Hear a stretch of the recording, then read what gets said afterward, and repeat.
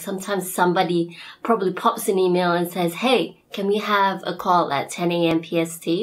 And you're in, say, GMT, and you're wondering, what time is that in my time zone? And can I make it? Do I have other meetings at the same time? So it's really become a problem, especially when I first started working with people in different time zones. So I recommend these 3 ways to keep on top of it. The first way is if you use Slack, which is a common communication channel that a lot of people use nowadays, especially a lot of, companies big and small, a lot of people are using this. What you can do is, if they're on Slack, you go to the person's name and click on their name, and you could see their local time. So you could see exactly what time it is right now in their time zone. So you could kind of calculate how many hours ahead or behind they are from you. So that's the first method. The second method is my favorite method that I use quite a lot, which is go to a website called World Time Buddy. And that's worldtimebuddy.com. So with worldtimebuddy.com, you can input up to 4 different time zones for free. So what I do is I put PST, EST, say GM, my own time zone. I always start with my time zone first because I want to compare.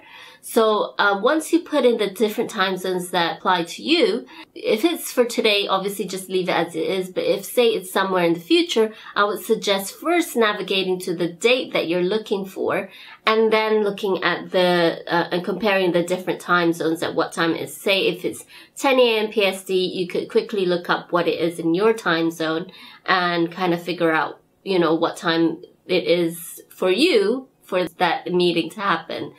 Why it's important to navigate to the day is because sometimes we have daylight savings, and the time can be different from the day that you're kind of searching for the time that you're looking at. So say Sunday is the time, daylight saving, and you're looking for the next Monday. So the time that you're looking at today won't be correct for the next Monday. So that's why it's always important to keep that in consideration, especially if you know daylight savings is going to happen sometime soon.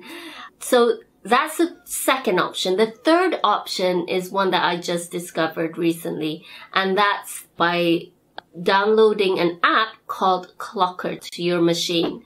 So Clocker is a Mac app. I'm not sure if Windows has it too, but you could download this app called Clocker, and basically it will install the different time zones on the menu bar of your computer. So obviously this is customizable. You could put whatever time zones you want, and then it will display on the top. So you don't have to open a website. You don't have to go to Slack. For instance, you could just look up on your screen and you'll see the different time zones. This is particularly useful if you want to know the time right now for your colleague in the different time zone.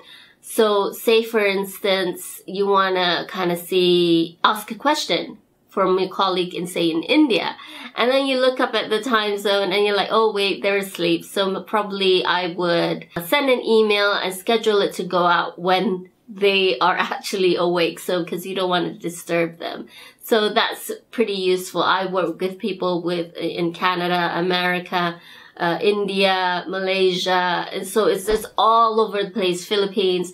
So it's so useful to know exactly what time it is with people in other time zones, to not just understand what time it is for a specific meeting, but also just to respect people's time boundaries, right? You don't want to be asking questions, say on Slack, on email, when they're asleep or when it's not on during their office hours. So I hope that this was useful to you. Do you have any other apps that you use to manage the different time zones? I'd love to see what you use in the comments below. And if you found these 3 options useful to you, I'd love to hear from you too. But if you do like this video and did find it useful, I do ask that you like the video and also share it with your friends. Sharing is caring. So until next time, guys, I hope that this was useful, and I'll see you in the next video. Bye!